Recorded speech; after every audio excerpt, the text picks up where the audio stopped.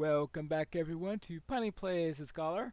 Today, the two storylines in Eridluine for the epic story converge. There's an elf-centered storyline and a dwarf-centered storyline, and we've been following the elf one since we're playing an elf. The two storylines, though, converge halfway through, so you're following a unified storyline after that.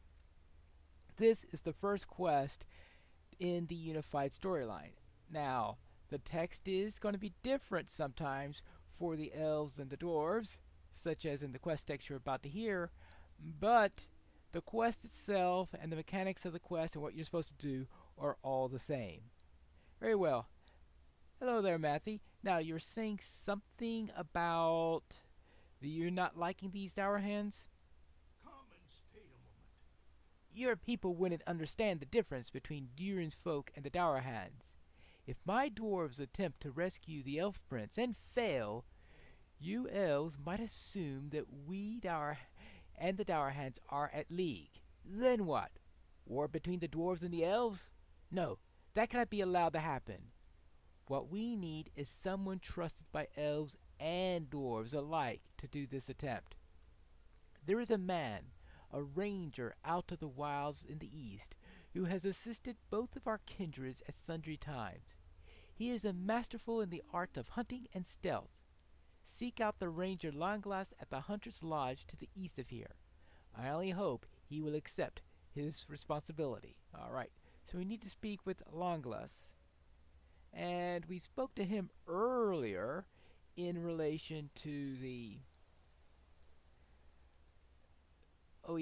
the story of the two brothers and all.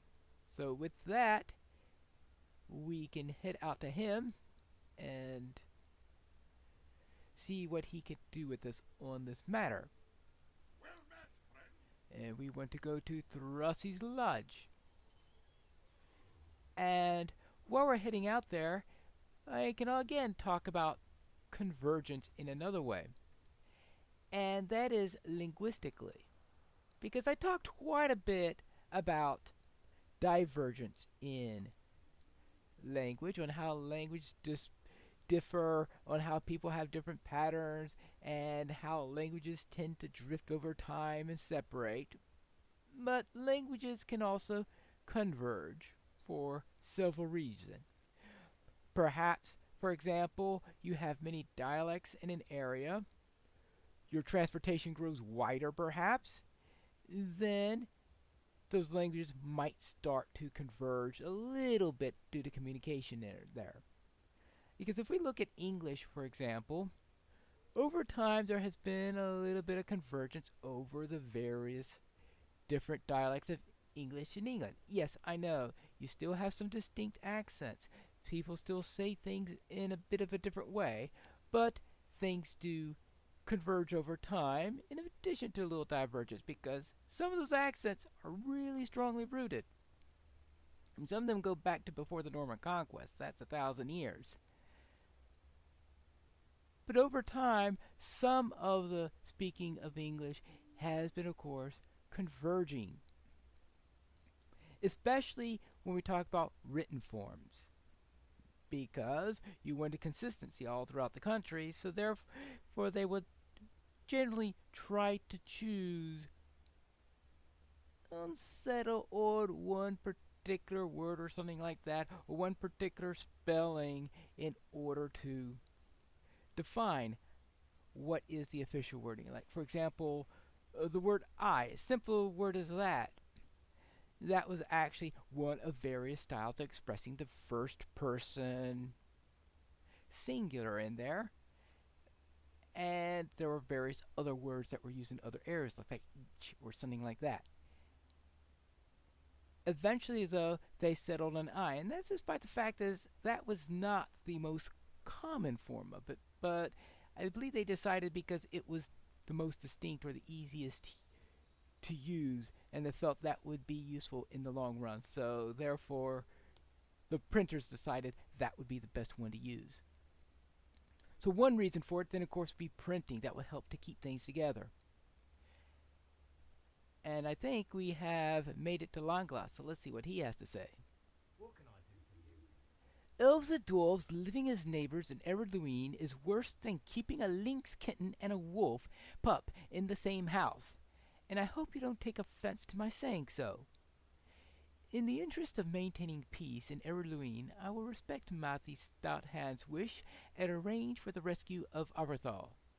I do not want to bear the burden of our rescue ending in failure, though, but a ranger does not have the luxury of refusing a charge such as this one.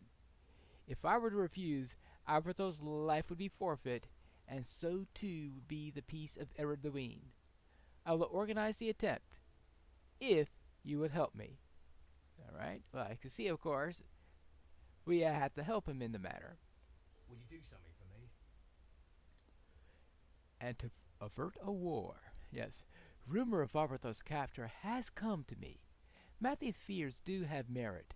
The elves of Doyland remember the treachery of Skorgrim Dourhan 600 years ago, and do not easily recognize the difference between dwarves. The short reign of Thrain and his son Thorn in Eredluine was marked by a grudging peace only because their folk kept to themselves and did not trouble the elves. Very well. I will help you to rescue Aberthal and hopefully avert a war. In these darkening times, strife between the enemies of Mordor can only serve to aid the Dark Lord. This rescue will not be easy. Return to me when you are ready to depart for the Dourhan camp. The Ranger Langlass prepares to mount an effort to rescue the elf prince Aberthal from the clutches of the treacherous Dourhans. All right, Langlass, what's the plan? We must hurry. We should proceed without delay. Together, we may defeat the Dourhans and rescue Aberthal. Alrighty.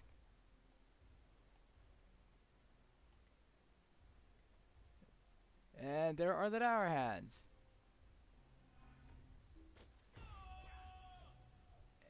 And they are all over the place.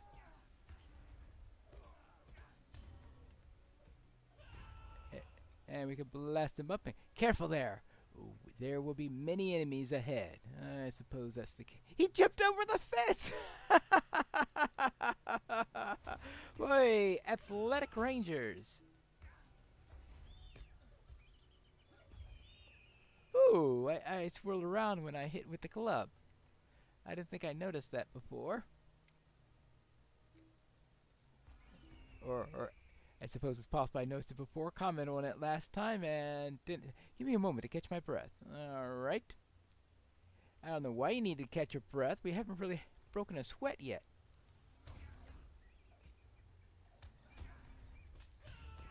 Yeah. Now, there is another way convergence happens in relation to language, and that is sometimes you have sounds converging within a language, meaning you can have two related sounds in the language that are slightly different, and sometimes those sounds might diverge, and that's one way for languages to drift. But another way for something to happen is for sounds to converge with each other that are similar to each other, so that what sounded like two different words in the past might sound the same later on. Hello there. All right, you ready to go? They know we are here. The fighting will now be worse up ahead. Now it is time to go. Careful now. We are moving deeper into their camp. Now, one example of this has to do with the W versus the HW sounds in English. Now, this shows you how slow such a thing can happen in there, because, alright, back in the, let's see, the Anglo-Saxon period, they would have had two very distinct sounds for that. The wh or wh versus wh. So very different between what and what. Those are two very, very different words in it. Let's see. Let us pause and get our bearings. Yeah, okay. There's a lot of pausing in this. Maybe because this is one of the first instances of this type out of the intro. So I wanted to give you some time. So I think it used to be a group instance. That might be one. So therefore they would have been very different from each other. Then over time the breathy sound on the hwa starts to become weaker. And in fact, by the time of the Normans, it was weak enough that the Normans decided to change the spelling so it was WH instead of HW to emphasize the W because they felt that was the more important sound and the H wasn't being emphasized all that much. And that happens more and more over time. And today, we still have accents that pronounce the H bit in there. And I do it a little bit, but certainly not strongly. But then there are some people there where the word what and what are completely are pronounced both there, what, and some will say what and what, but no one says what. All right, yes, Langlas. You are a boon companion. Yes, this has been a long and dangerous trek. We've been traipsing through here, but I am glad to have you at my side in this. Come, let us end this. Certainly, this has been a walk in a park so far. So therefore, sometimes you do have sounds that get around and converge with each other. You deliver Avarthal up to our face the consequences. Fool, you think that I would have kept him? Avarthal's already taken to Kilidul. He will die. You will die. House Gorgrim will reward me when I bring him your heads. Yes. All our foes will die. Yeah, that's what you think. Wait, this guy's tough. Ah, but not any longer.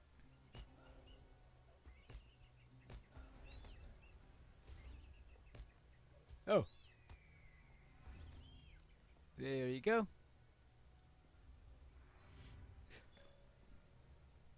What? That is the first time well, maybe the first time since I hit level 10.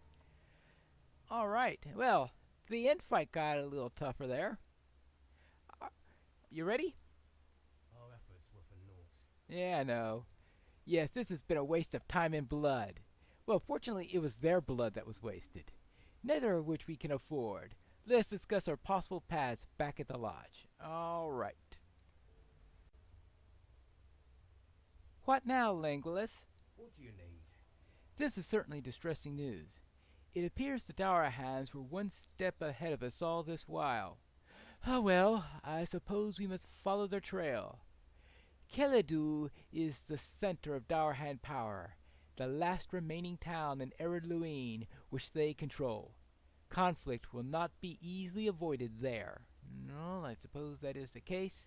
And choosing between bad rewards is also not going to be avoided apparently, so therefore I will take this one. Stay a moment. We must not delay, Sanyello. We must rescue Avarthal from the Dourahans before they will be able to set sail. The Dourahans control the port city of Kilidul to the east, and the ship they plan to carry Avarthal is surely docked there. Kilidul is defended by a score of Dourahans, and it is a position of great strength. We cannot hope to attack it directly. Now, it's defended by a score of Dourahans. When you think about how this works tactically, alright, very well. If it's a defensible location, and we're talking maybe reality and putting people at the door, a score of Dourahans can defend a port pretty well. If we're talking from MMO logic, a single character can sneak in and kill a score of dwarves very easily. Just noting that.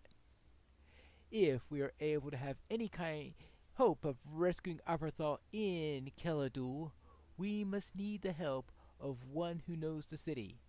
I know a dwarf, a long beard named Zvanner, who has the harbor master of the port before the Dour Hands capture the city. You will find him to the east of here, not far from Kilindul. Yeah, Zanner. Zanner. Well, and if you want to know why we have linguistic drift or sometimes convergence or something like that, this word is an example of what happens. Zvanner. I mean, really? Where on earth do you get a name like that? Zvanner. First of all, you got this N followed by an R with.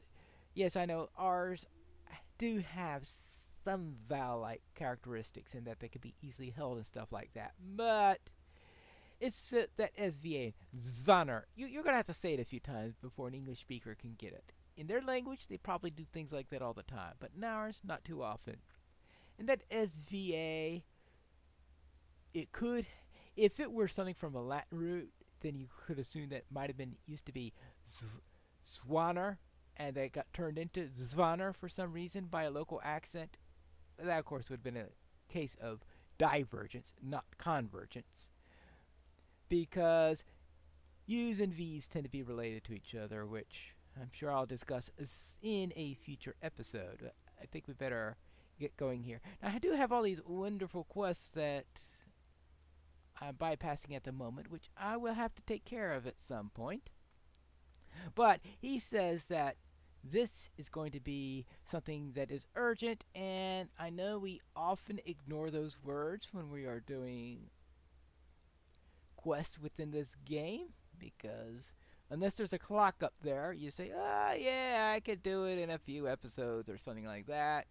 But in this case, I think we are just going to get right down to it and head towards the port, which is down this way. Zvanner. Yeah. And here is Zvanner. See, by the time I get there, maybe I'll be able to pronounce it properly. So, the dwarves couldn't converge on a language that was a little bit easier for an elf to pronounce. Now, okay, I have to admit, I've been asleep for 3,000 years. So not only do I have the problem of trying to pronounce whatever was the Dwarven style found 3,000 years ago, but now I have to take care of 3,000. And I could be sure that Eladon and Elro here did not include proper Dwarvish name pronunciations in their lessons on modern linguistic trends. At least I don't think so. And it looks like there probably wasn't much convergence between elf and dwarf language. Maybe after this there will be, since we're converging the storylines. Hello, Zvanner. Greetings, traveler. If you want to get inside Kelindu, I'm the dwarf you need. The Dour Hands have let my fine harbor sink into filth and disrepair. Any foe of theirs is a friend of mine. A ship came out of the north and has been sitting at anchor for a few days now. From what I can gather, she's called the Ironstone. Irestone. And her captain is a particularly unpleasant-looking Dour Hand. If he's planning on taking the Elf Prince back north on his ship, you'll need to hurry. I overheard the guards at the gate saying that the ship wouldn't be long in port. During the day, you will be too visible, but at night, you need not be a burglar to sneak into Keladul undetected. You want to stay clear of the night watch, or they'll raise the alarm. Very well. Does that mean it is time to conduct a rescue? I think we'll have to save that for the next episode of Pineleaf Plays The Scholar.